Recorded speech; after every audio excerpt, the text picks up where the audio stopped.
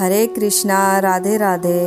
दोस्तों, आज मैं आपको शबरी की संपूर्ण कथा सुना रही हूँ, तो चलिए शुरू करते हैं। शबरी एक बदसूरत लड़की थी, पर दिल से वह बहुत ही अच्छी थी। जब वह 14-15 साल की हुई, तभी उसके माता पिता उसके विवाह की चिंता करने लगे।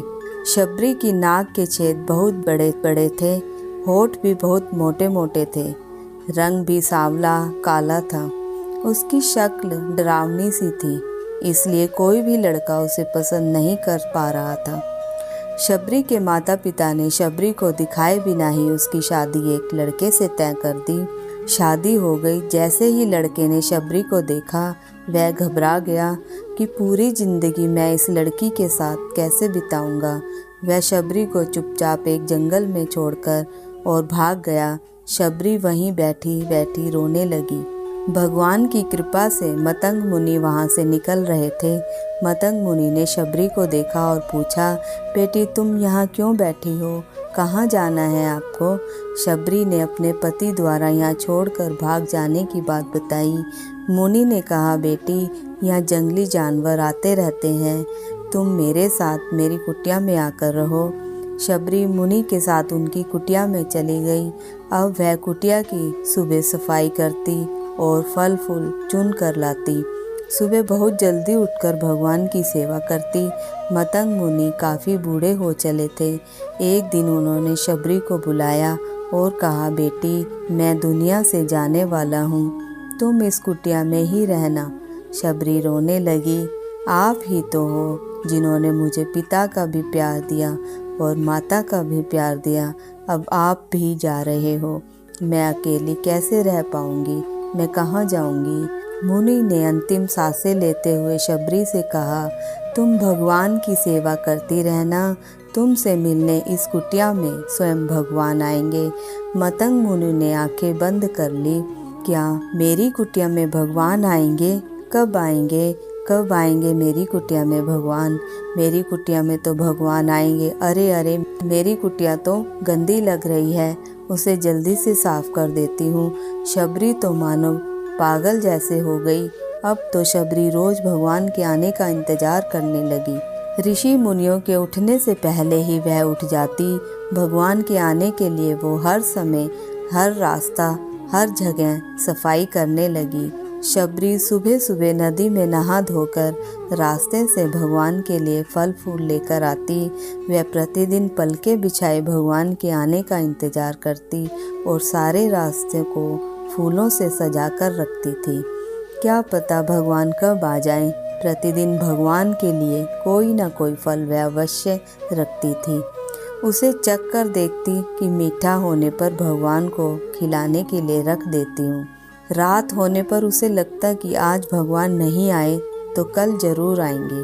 फिर अगले दिन सुबह से भगवान के आने की तैयारी का क्रम शुरू हो जाता। शबरी को देखकर ऋषि मुनियों के शिष्य उसे कहते कि तुम्हारी कुटिया में कहाँ से भगवान आएंगे? भगवान तो बड़े बड़े ऋषि मुनियों की कुटिया में जाया करते हैं। परंतु शबरी को अपना लक्ष्य पता था। उसे पूर्ण विश्वास था कि भगवान उसकी कुटिया में एक दिन अवश्य आएंगे। दिन बीतते गए, साल बीतते गए। शबरी इस तरह रोज भगवान के इंतजार में लगी रहती। अब शबरी वृद्ध हो गई थी, परंतु मन में वही दृढ़ विश्वास था कि मेरी कुटिया में एक दिन भगवान अवश्य आएंगे। जब श्री राम और लक्ष्मण सीता की खोज करते हुए वहां आए, तो लोगों में उत्साह देखते ही बनता था। देखो देखो भगवान आए हैं, साथ में भैया लक्ष्मण भी हैं। सभी ऋषि मुनि भगवान की तपस्या करते, आज उनकी तपस्या सार्थक हो गई है। देखो भगवान स्वयं चलकर उनकी कुटिया में पधार रहे हैं। हमने भी इनके दर्शन कर लिए, हमारा जन्म भी सार्थक हो गया। अरे अरे, देखो तो सीधा शबरी की कुटिया में जा रहे हैं। यह क्या लीला है भगवान की? यह कोई लीला नहीं, यह तो भगवान का प्रेम है। बड़े बड़े ऋषि मुनि भगवान से प्रार्थना करते रह गए, भगवान कभी तो हमारी कुटिया में पधारे, एक बारी सही, केवल एक बारी भगवान आप हमारी कुटिया में पधारे। आज तो शबरी के पांव जमीन पर नहीं पड़ रहे थे, और पड़े भी कैसे। आज भगवान जो उसके घर पधारे हैं, शबरी के प्रेम के आगे भगवान आने को विवश हो गए। कैसे ना आते। शबरी ने जैसे ही भगवान को देखा वो तो अपनी सुध बूध सब भूल गई। भगवान के इंतजार में बिछी पलकें भगवान को देखते ही झपकना भूल गई। बस वो तो भगवान को प्यार से देखती रह गई। पलकों ने आंसुओं की बारिश कर दी। भीगी पलकों से शबरी भगवान की सेवा में लग गई। शबरी ने दोनों हाथों को जोड़कर भगवान को प्यार से अपने पास बिठाया। फिर खुद जमीन पर बैठकर भगवान को बेर खिलाने लगी। हर बेर को पहले खुद खाकर देखती, यदि मीठा हुआ तो ही वह भगवान को देती। भगवान भी शबरी के प्रेम में वशीभूत होकर शबरी के झूठे बेर खाते जा रहे थे।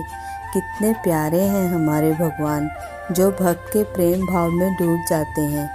उसके बाद भगवान ने शबरी को अपने धाम में भेज दिया, ऐसे धाम जो कि करोड़ों करोड़ों पुण्यों से भी प्राप्त नहीं होता है।